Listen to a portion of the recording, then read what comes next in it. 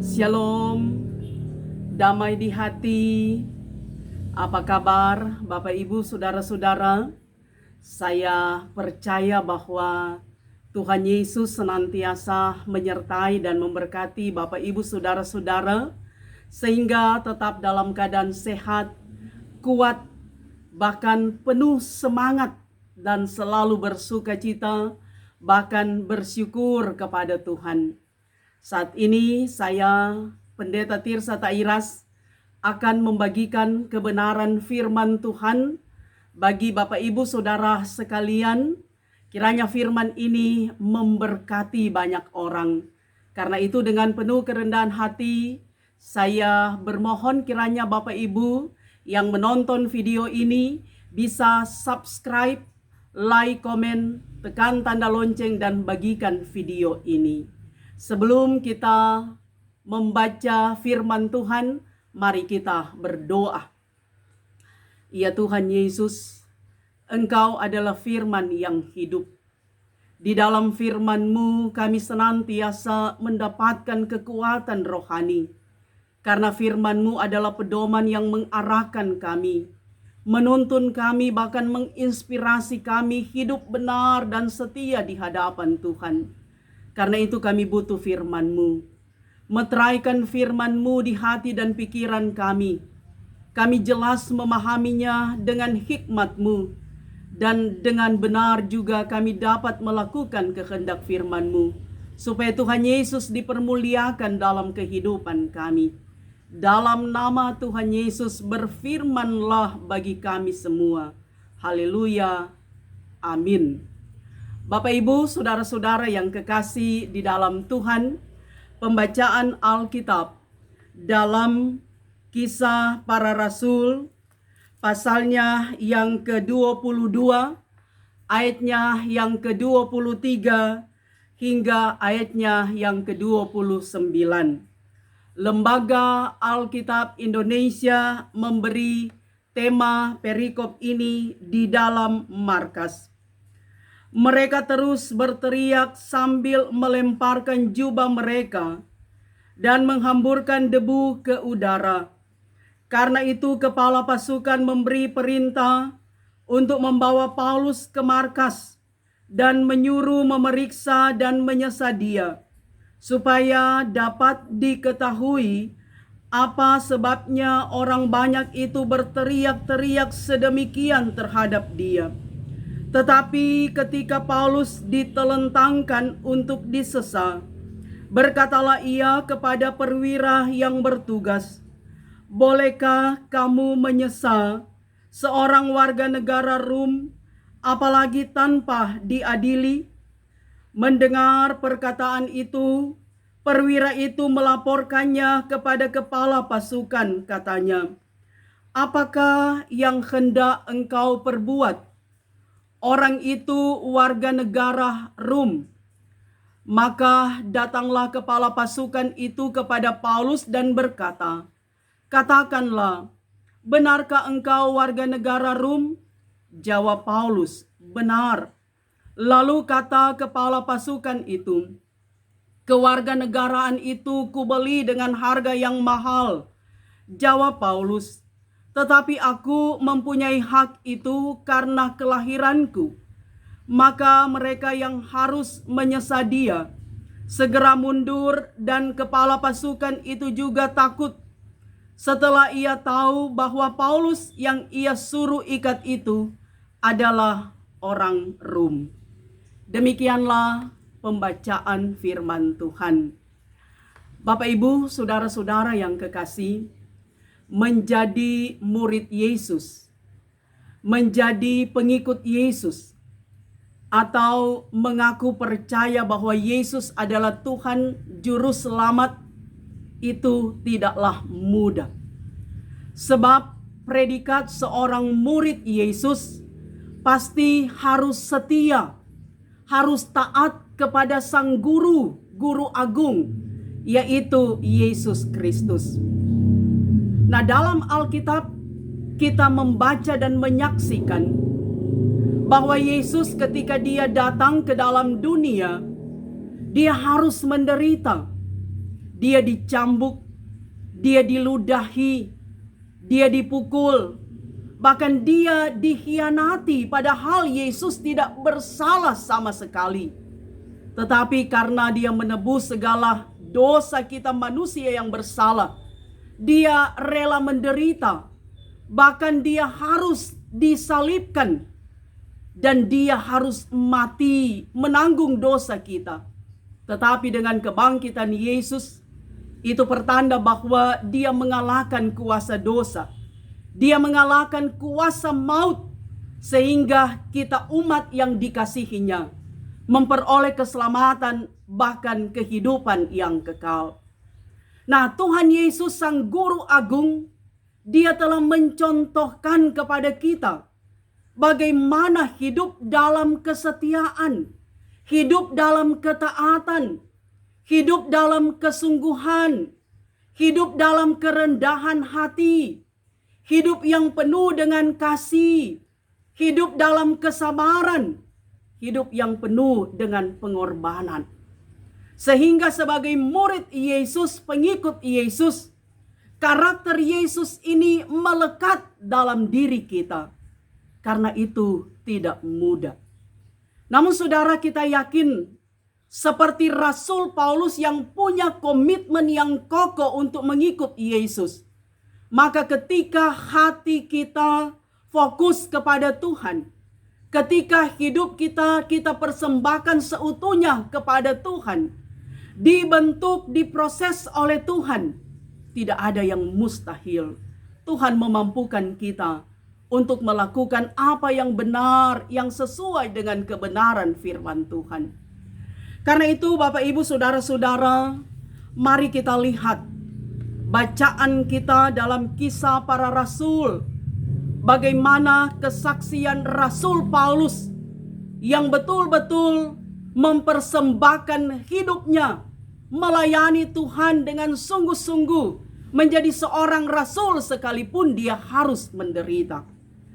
Dalam Kisah Para Rasul pasal 8 dan 9, di sana dijelaskan siapa Rasul Paulus. Paulus, nama Yahudinya adalah Saulus. Nama Yunani dan nama Romawi adalah Paulus. Nah, Rasul Paulus dengan nama Saulus, dia banyak menganiaya orang yang percaya kepada Yesus. Catatan buram dari Rasul Paulus bahwa banyak orang Kristen yang telah dia aniaya, dia bunuh, karena dia tidak percaya Yesus pada waktu itu. Sehingga hidup Rasul Paulus itu begitu kelam, begitu karbon dan begitu hitam karena dia belum percaya Yesus. Dan di pasal yang ke-9 Kisah Para Rasul kita dapat membaca bahwa dalam perjalanan ke Damsyik, Tuhan Yesus menjumpai Rasul Paulus dengan sebuah sinar yang menerangi Paulus.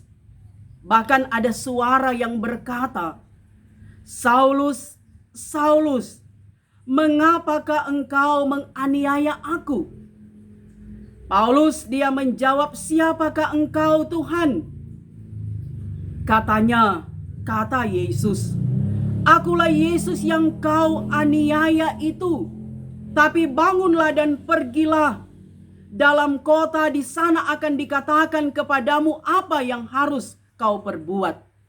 Saudara-saudara, Saulus dia berjumpa dengan Tuhan Yesus. Sehingga dikatakan waktu itu Saulus matanya menjadi buta, dia rebah ke tanah. Dan 3 hari 3 malam dia tidak dapat melihat. Sehingga ketika dia masuk ke kota Damsyik, dia dibantu oleh orang lain.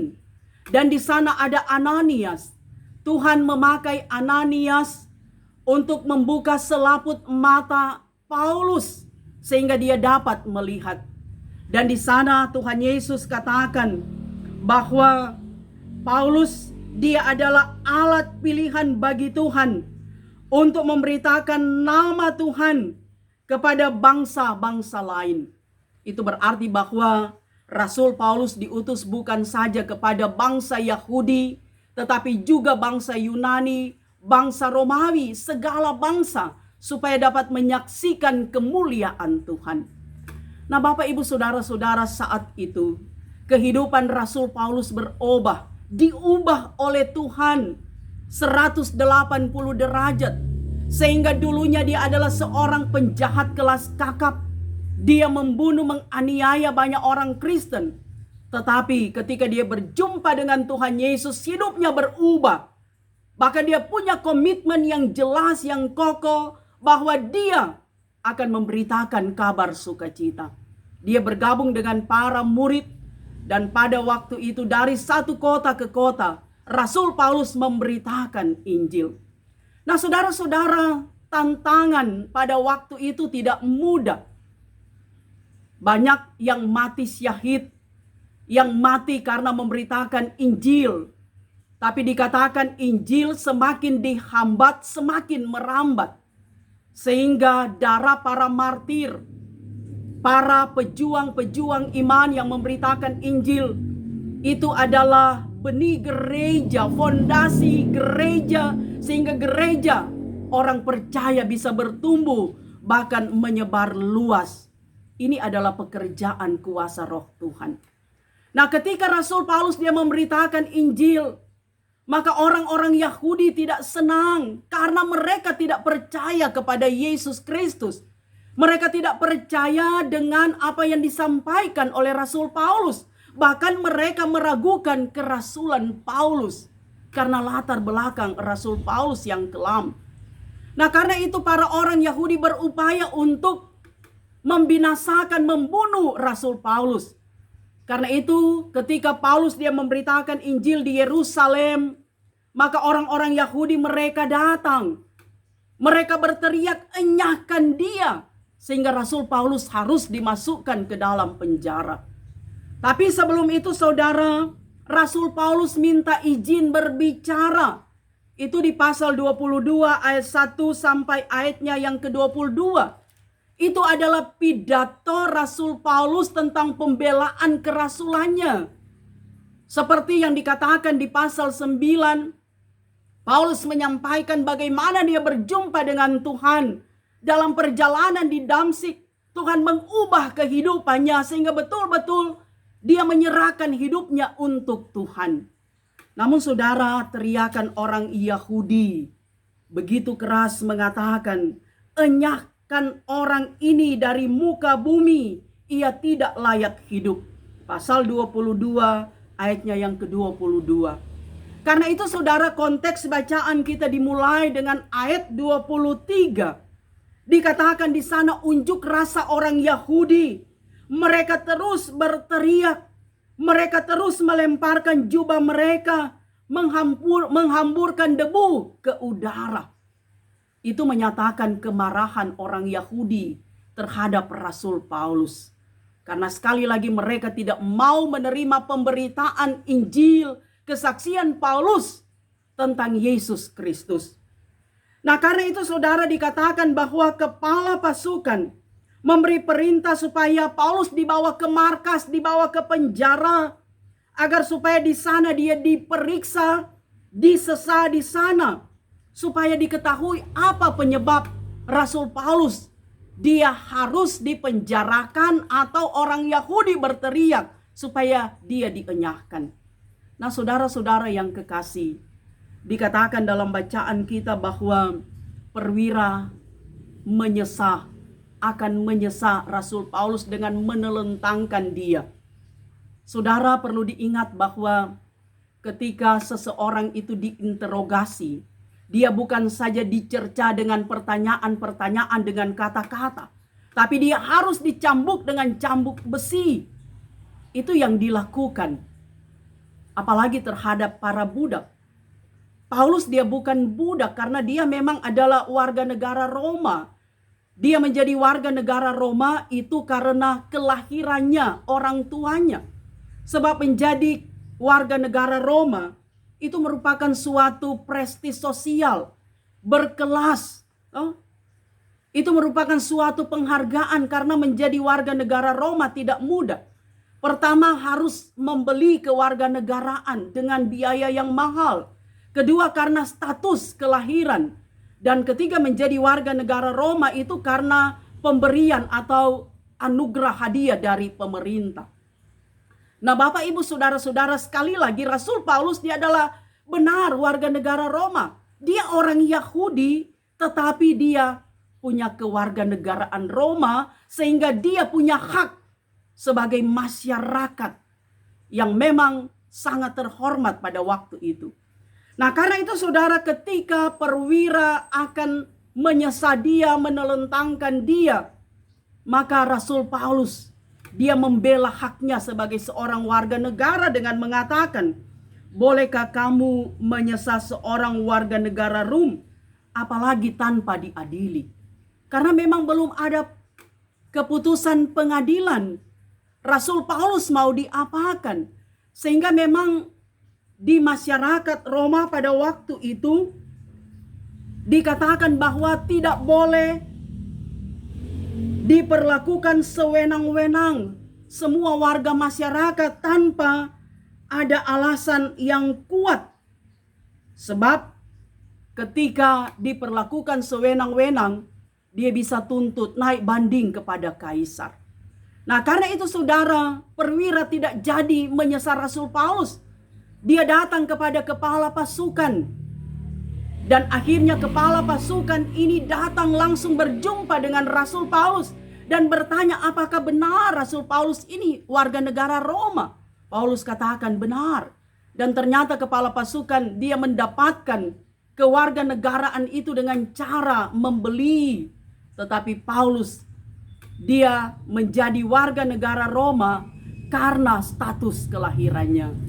Nah, karena itu saudara dikatakan bahwa orang-orang yang akan menyesal Paulus tidak jadi, dan kepala pasukan ini pada akhirnya menyuruh Rasul Paulus atau menghadapkan Paulus ini kepada mahkamah agama, dan dia mau mencari tahu apa sebabnya. Orang banyak berteriak, enyahkan dia dan dia harus dipenjarakan. Sekalipun memang pada akhirnya Rasul Paulus harus dipenjarakan, namun dalam konteks ini luar biasa pekerjaan Roh Kudus yang membebaskan Paulus sehingga masih ada kesempatan bagi dia menyampaikan kabar sukacita bagi banyak orang. Nah, saudara-saudaraku yang kekasih di dalam Tuhan, kita melihat di sini bahwa luar biasa keberanian Paulus. Luar biasa apa yang dilakukan oleh Paulus untuk membela keadilan dan kebenaran. Dia menjadi pahlawan yang betul-betul memberi diri untuk Tuhan, bahkan mengabarkan kabar sukacita supaya Tuhan dipermuliakan dalam kehidupannya. Nah, sebagaimana tema Gereja Masehi Injili di Minahasa minggu berjalan ini, perlindungan hukum bagi warga negara. Dalam bacaan kita, Rasul Paulus dia mendapatkan perlindungan hukum sebagai warga negara Rom itu karena keberaniannya mempertahankan hak asasinya sebagai warga negara Roma. Nah, kita adalah warga negara Indonesia. Kita punya hak dan kewajiban, apalagi negara kita adalah negara hukum. Bahkan negara kita sangat memperhatikan hak asasi manusia, di mana hak asasi manusia itu adalah hak dasar manusia menurut kodratnya tanpa terikat status apapun. Bahkan ciri-ciri HAM atau hak asasi manusia dikatakan itu adalah hakiki. Hak itu sudah ada sejak lahir. Kemudian ciri HAM itu adalah universal. Itu untuk semua orang tanpa memandang status bangsa bahkan gender. Kemudian HAM itu tidak dapat dicabut atau dipindahkan atau ditukar. Dan HAM itu tidak dapat dibagi semua sama rata, baik di bidang ekonomi, sosial, budaya, politik, dan apapun yang ada di negeri kita. Karena itu saudara, sungguh bersyukur kita menjadi warga negara Indonesia. Karena hak-hak kita itu diatur dan diperhatikan oleh pemerintah. Apalagi saudara, tanggal 17 Agustus kita akan merayakan Hari Kemerdekaan Indonesia. Kita selalu percaya bahwa kemerdekaan itu adalah anugerah Tuhan melalui perjuangan para pejuang, para pahlawan, sehingga Indonesia bisa merdeka. Sehingga sebagai warga negara Indonesia, kita tetap mempertahankan NKRI, harga mati bagi kita. Dan kita memberikan sumbangsi kita sebagai warga negara masyarakat dalam bentuk apa saja. Mentaati peraturan pemerintah, termasuk di dalamnya ketika kita bayar pajak, ketika kita mengikuti protap kesehatan di masa pandemi, itu adalah kewajiban kita sebagai warga negara Indonesia.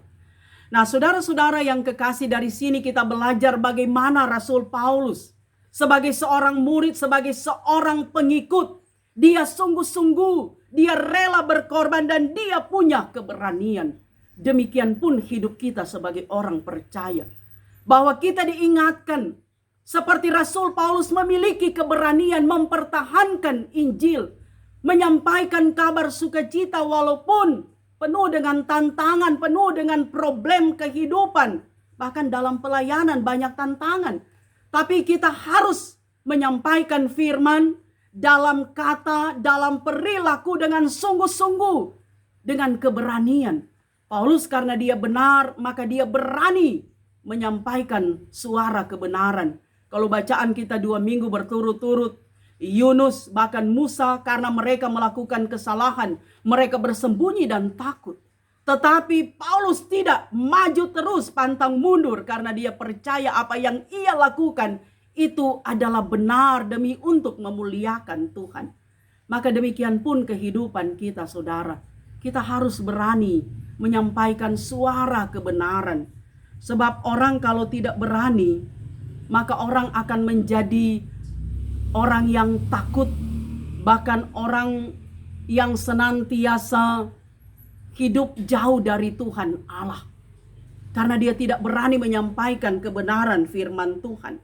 Tapi kita percaya bahwa kita diberikan roh oleh Tuhan untuk betul-betul menjadi saksi Kristus. Kita jadi garam, jadi terang, kita jadi berkat bagi banyak orang, dimulai dari keluarga. Ketika kita melakukan apa yang benar, akan selalu muncul hikmat bagi kita untuk dapat mengerjakan hal-hal yang bermanfaat. Sehingga kita yakin, saudara, kehadiran kita sebagai warga negara, sebagai warga gereja, itu membawa sukacita, membawa kegembiraan, membawa shalom bagi banyak orang. Shalom itu bukan sekedar di ucapan, ungkapan, kata-kata, tapi betul-betul orang akan merasakan shalom, damai sejahtera dengan kehadiran kita, betah ada bersama dengan kita. Walaupun masih dalam situasi yang terbatas, tapi kita yakin, saudara, kehidupan kita sebagai persembahan yang berbau harum di hadapan Tuhan adalah hidup yang memuliakan Tuhan. Kita rela berkorban untuk hal-hal yang mulia. Karena kita percaya Tuhan memberikan kemampuan bagi kita ketika kita mau hidup setia, hidup taat, hidup yang betul-betul mengaku anak Tuhan, mengaku percaya kepada Yesus. Senantiasa diberikan kemampuan dan hikmat semangat oleh Tuhan melakukan apa saja yang bermanfaat bagi banyak orang. Karena itu, saudara, miliki keberanian, miliki kesungguhan hati, miliki kerelaan hati kita dibentuk, diproses oleh Tuhan. Walaupun tantangan itu ada, walaupun pergumulan itu ada, onak dan duri ada di depan kita dengan berbagai permasalahan, tapi kita yakin seperti Paulus, sejatinya dia tetap setia mengikut Tuhan sampai dia harus dipenjarakan. Karena itu Paulus katakan, bagiku hidup adalah Kristus. Bagi kita juga sebagai orang percaya, hidup adalah untuk Kristus. Di bidang apapun Tuhan mengutus kita, ketika kita lakukan hal yang benar, maka itulah kehidupan kita sebagai murid, sebagai pengikut Yesus yang setia. Tuhan memampukan kita. Tuhan Yesus memberkati Bapak Ibu Saudara sekalian. Amin.